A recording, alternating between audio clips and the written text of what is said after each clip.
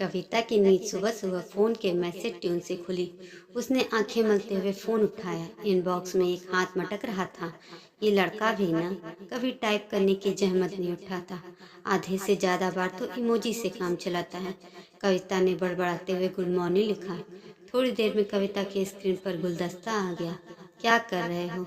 कविता ने पूछा तो जवाब में दिल धड़कने लगा। कभी टाइप भी कर लिया करो, कविता ने खींच कर कहा। तुम्हें याद कर रहा हूँ यार, इतना भी नहीं समझती। मैं तुमसे बात करने के लिए तड़प रहा हूँ और तुम हो कि मुझे से बात ही नहीं करना चाहती। जब देखो चिढ़ती रहती है मुझ पर। इस बार अमित ने इमोजी नहीं भेजी बल्कि लिखकर शिकायत की। चिढ़ू नहीं तो और क्या करूँ? बात कहाँ करते हो तुम? बस अलग अलग तरह की इमोजी भेजते रहते हो। अनपढ़ तो नहीं हो तुम? टाइप करना जानते हो और यह भी जानते हो कि मुझे इमोजी से कितनी चिढ़ है। इमोजी न भेजो तो क्या करूं? जब भी बात करता हूं तो तुम मास्टराइन बन जाती हो। मैं तुमसे बात करना चाहता हूं और तुम मुझे वर्तनी की अशुद्धि पर ज्ञान देने लगती हो। अमित का जवाब पढ़कर कविता के होठों पर हंसी आ गई। अरे वाह, वर्तनी की अशुद्धि, क्या बात है। तुम तो सुधर गए, कविता ने शरारत में कहा। देख लो, तुम्हें इम्प्रेस करने के लिए क्या क्या करना पड़ रहा है। पूरा गूगल छान मारा, तब यह एक लाइन सीखी है मैंने। अच्छा, ये सब छोड़ो, ये बताओ क्या कर रही हो? कुछ देर ठहर कर अमित ने पूछा। हंस रही हूँ। कहा तो एक प्रसिद्ध चित्रकार बनना चाहती हूँ और तुम हो कि मुझे मास्टराइन बना रहे हो। हरकतें तो तुम्हारी मास्टराइन जैसी ही हैं। खैर छोड़ो ये सब, चलो कुछ अच्छी बातें करते हैं। कौन सी अच्छी बातें? मुझसे हिंदी की ट्यूशन लेने का मन है तो नहीं? कविता ने अमित को छेड़ा। जवाब में उसने गुस्से वाली इमोजी भेजी तो वह भी ठहाके वाली इमोजी भेजने से खुद को रोक नहीं पाई। बिगड़ रही हो आजकल। हाँ, तुम्हारी संगत का असर है, कविता फिर खिलखिला दी। अच्छा ये बताओ, आज की सारी तैयारी हो गई? हाँ, कब की। देखना कहीं कुछ कमी न रह जाए। नहीं, कोई कमी नहीं रही। पापा ने सब चेक कर लिया है। एग्जीबिशन हॉल बुक हो गया है, डेकोरेशन हो गया है, मेरी पेंटिंग भी वहाँ लग गई है और मेहमानों के लिए जलपान का इंतजाम भी हो गया। ओह, और कविता, तुम कुछ भूल तो नहीं रही हो? नहीं अमित, कुछ नहीं भूल रही। आज तो मैं कुछ भूल भी नहीं सकती क्योंकि आज मेरी जिंदगी का बहुत बड़ा दिन है। आज आज ही तो मेरी पेंटिंग की पहली एग्जीबिशन लगने वाली है। पता है अमित, इस दिन का सपना मैंने बचपन से देखा है। इस एग्जीबिशन में कोई कमी नहीं रहनी चाहिए। कविता अपनी रूम में टाइप करती चली जा रही थी। मैं एग्जीबिशन की नहीं, हमारी बात कर रहा था। आज हम भी तो पहली बार मिल रहे हैं। मुझे लगा शायद तुम भी हमारी स्टेट के लिए उतनी ही एक्साइटेड होगी जितना कि मैं। इस बार अमित की ओर से आई इमोजी नहीं, अब बल्कि उसके टाइप के शब्दों में भी उदासी थी। हम दोस्त हैं अमित, और दोस्त हमेशा खास होते हैं। मैंने तुमसे मिलने के लिए आज का दिन चुना भी इसलिए था क्योंकि मैं चाहती थी कि आज मेरी जिंदगी के सबसे खास दिन पर मेरा सबसे अच्छा दोस्त मेरे साथ हो। और देखो, हम मिल भी रहे हैं। मैं खुश हूँ इस बात से, बहुत खुश। मगर एग्जीबिशन का एक्साइटमेंट अलग है। तुम समझ रहे हो ना? हाँ, समझ रहा हूँ। चलो मैं बाद में बात करता हूँ। तुम्हें फंक्शन की तैयारी भी तो करनी होगी। बाय। इसके साथ ही अमित ऑफलाइन हो गया। कुछ पल को कविता को लगा उसने अमित के साथ ठीक नहीं किया। वह बहुत खुश था उनकी पहली मुलाकात को लेकर। ज्यादा न सही, थोड़ा सा उत्साह तो तुम भी जता ही सकती थी। कविता के दिल ने जैसे कविता से कहा। नहीं, मेरा उत्साह अमित की उम्मीदों बढ़ा देता, जो उसके लिए गलत होता। फिर आज वह एग्जीबिशन में आ ही रहा है। आज की मुलाकात हमारी दोस्ती का भविष्य भी खुद ही तय कर देगी। कविता ने अपने मन को समझाया और इत्मीनान से लेट गई। इस समय उसकी आंखों में अमित के साथ होने वाली मुलाकात, जिसे वह डेट कह रहा था, के नहीं बल्कि पेंटिंग की पहली एग्जीबिशन की सफलता का सपना था। और होठों पर उस सपने का सच होते देखने की खुशी मुस्कान बनकर खिल रही थी। उधर कविता से चैट कर गई। अमित ने फोन एक तरफ पटक दिया। वह उदास था। पता नहीं ये लड़कियां खुद को क्या समझती हैं, जरा सी तारीफ कर दो तो भाव खाने लगती हैं। मैं यहाँ खुशी के मारे मरा जा रहा हूँ कि आज मेरी और कविता की पहली डेट है, मगर उसे तो कोई फर्क नहीं पड़ रहा है। अपनी पढ़ाई और हर काम छोड़कर मैं बस उसके बारे में सोच रहा हूँ। मैं हमेशा कोशिश करता हूँ कि वह मेरे साथ कंफर्टेबल फील करे और हमारा रिश्ता मजबूत हो सके, मगर उसने तो जैसे मेरी हर कोशिश को नाकाम करने की कसम खा रखी है। उसे तो मुझसे, मेरी खुशी से जैसे कोई सरोकार ही नहीं है। उसे सरोकार है तो बस अपनी बनाई उन बेजान पेंटिंगों से, जिन्हें देखकर लोग उसकी थोड़ी सी प्रशंसा कर देते हैं।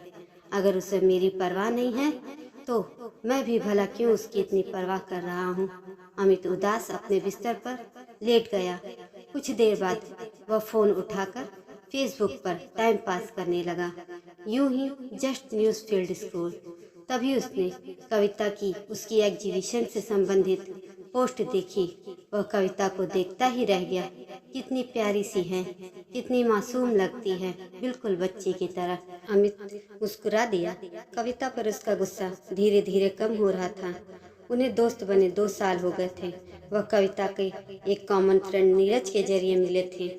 बहुत खूबसूरत नहीं है, साधारण सा रंग रूप है, मगर फिर भी जाने ऐसी कौन सी कशिश थी कि अमित की नजरें हट ही नहीं रही थी उसके चेहरे से। उसने भी कविता को फ्रेंड रिक्वेस्ट भेज दी और फिर धीरे धीरे दोनों की दोस्ती गहरी होती चली गई। वह कविता की भोली सी सूरत और मासूम मुस्कान पर इस कदर दीवाना हो गया कि उसे अपनी जिंदगी का हिस्सा समझने लगा। गुजरते वक्त के साथ अमित अपने और कविता के रिश्ते को लेकर गंभीरता से सोचने लगा।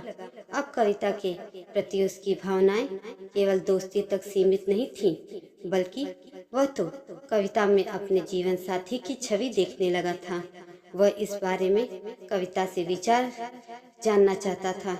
उसने अपनी ओर से कोशिश भी बहुत की, मगर कविता तो कुछ समझना ही नहीं चाहती थी।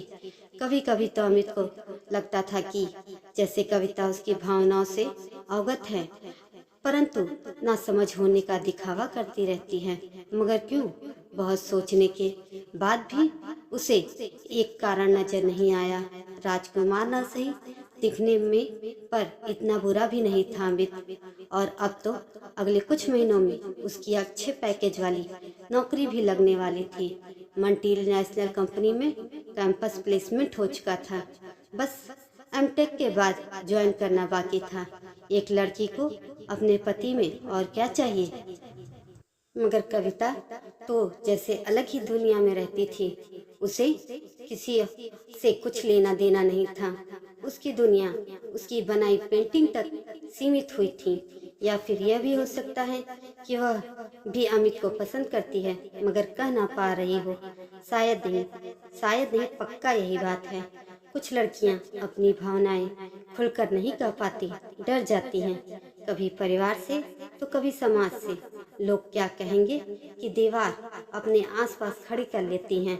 अब कविता भी अमित को कुछ ऐसी ही समस्या के शिकार लग रही थी। फिर अमित को तो अब तक की कविता ने देखा भी नहीं था।